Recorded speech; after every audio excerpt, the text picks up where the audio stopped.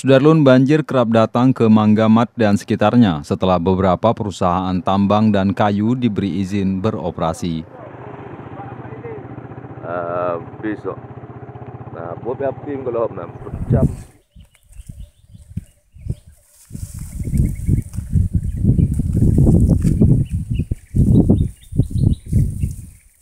Manggamat ini adalah sebuah pemukiman yang terdiri atas 13 desa.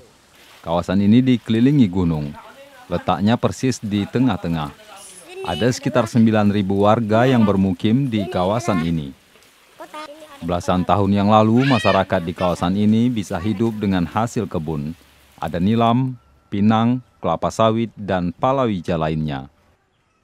Ini belum termasuk hasil hutan lain yang tak terhitung potensinya seperti kayu. Dalam setahun terakhir, sudah beberapa kali banjir besar.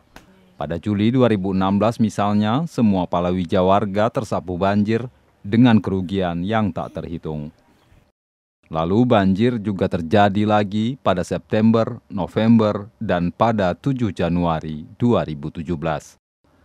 Pada 17 Desember 2015, masyarakat Manggamat, Kecamatan Klut Tengah bersepakat meminta aktivitas pertambangan dihentikan setelah beberapa tahun beroperasi.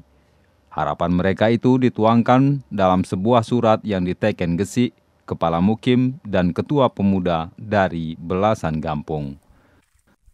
Dari Tapak Tuan, Said Kamaruzaman, Serambion TV.